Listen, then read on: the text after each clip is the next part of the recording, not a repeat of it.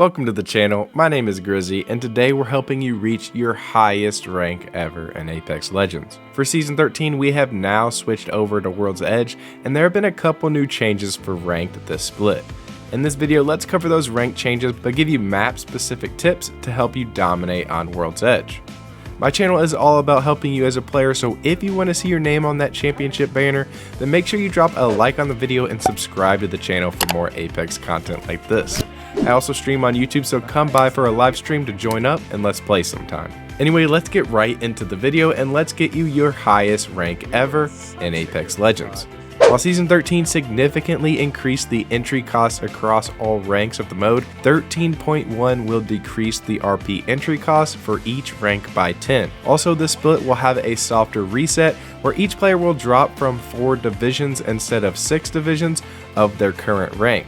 Respawn is also dialing back the diminishing kill values, now making high kill games more valuable to players once again, while still trying to retain the importance of high placement. According to Respawn, winning teams with high kill totals will now gain 40 to 60 more RP than the previous version of ranked. Players will also get significantly more points for eliminating players of higher tiers than they are, with values increasing 50% per tier difference. So first and foremost, let's cover some key drop spots in World's Edge. What makes a drop spot a great place to start the game is access to high level loot, potential beacon access, and also crafting stations. Since the addition of crafting stations in Apex and some of the best weapons being in the game are now placed in crafters, you should place more priority on POIs that do have access to crafting. When a POI has crafting nearby, your team usually can make batteries as well or even upgrade their armor, so that first fight you take, your team is more prepared than the enemy team.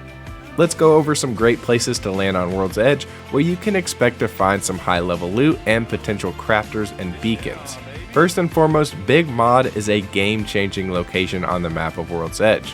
Although a lot of the time you're gonna have to fight for those incredibly powerful weapons that you can craft in Big Maude.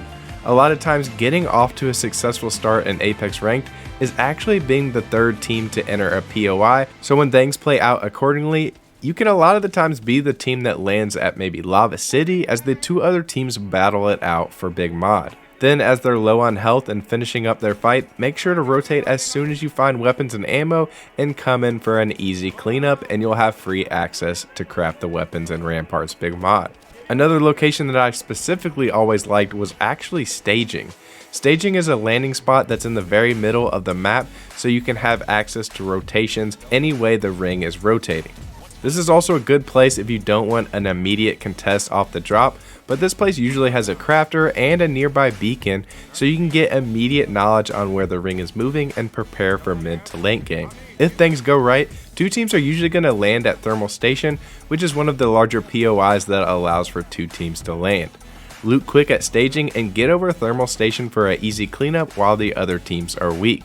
So those are two of my personal favorite drop locations on World's Edge because you have to place some priority on loot, crafting stations, and beacons, but there are plenty of great places to land. Just make sure that you're not going 50-50 off your drop.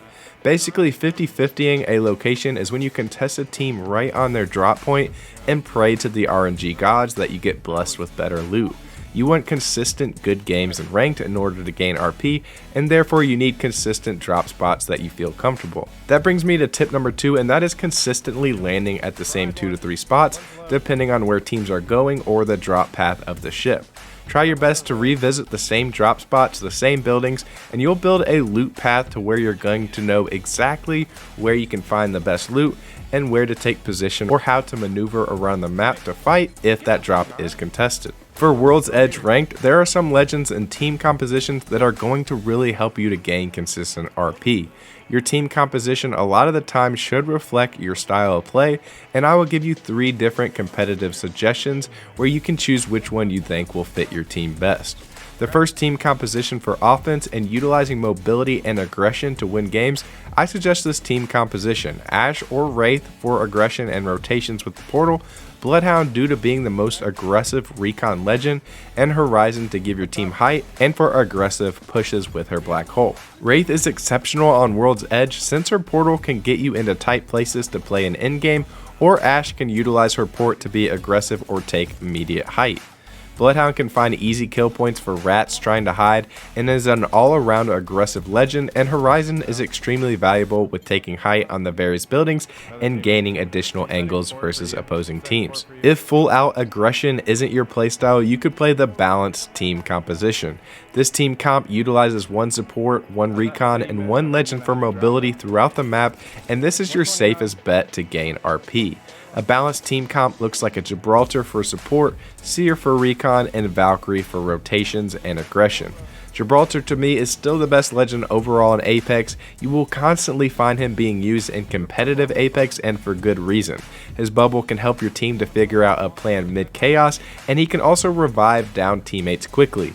Seer is generally very underrated, and we have seen some of the best ranked players in all of Apex figure out the versatility of Seer. Seer's heartbeat passive is what really separates him from the other recon legends, because he can rely on his heartbeat sensor to find where players are rotating to or find spots that are free and safe to hold. His tactical is also exceptional at stopping revives or heals, and the ult can even be big when multiple teams are in the area.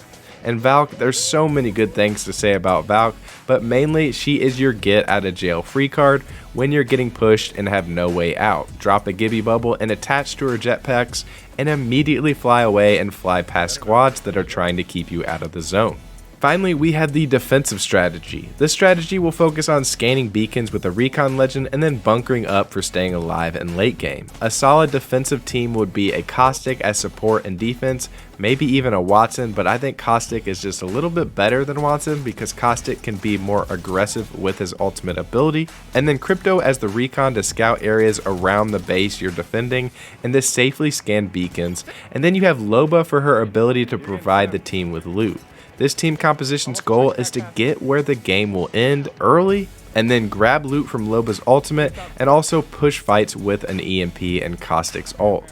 With this playstyle, you're going to have to play far more passive and need to be patient and when to take the right fight. You also might struggle a bit with loot with this team comp, so Loba is essential. Trap up buildings after rotating early, and be sure to check banners with Crypto's drone to see how many teams are in the surrounding area. If you notice only one squad around and you need kill points, try an EMP and trap them in a building with caustic traps and take their loot to set up for endgame. All three of these strategies can be highly effective, and you just need to feel out how it best suits your team. Now that the rank changes have been put into effect, a lot more people are trying to stay alive for late game, so maybe a defensive strat would be good for you to stay alive at all costs. Other valuable legends that you could try out in ranked could be Newcastle, Watson, Bangalore, Octane, and Rampart. Let me know in the comment section where you found the most success with your drops and what team composition works the best for you in ranked. Also, if you're looking for teammates to play with in ranked, then look no further than my Apex Legends Discord. I'll post the invite to my Discord in the description below, so join in and let's gain some RP. Alright guys, thank you so much for watching. Make sure to drop a like and I'll catch you in the next video. I'm Grizzy and I'm out. Peace.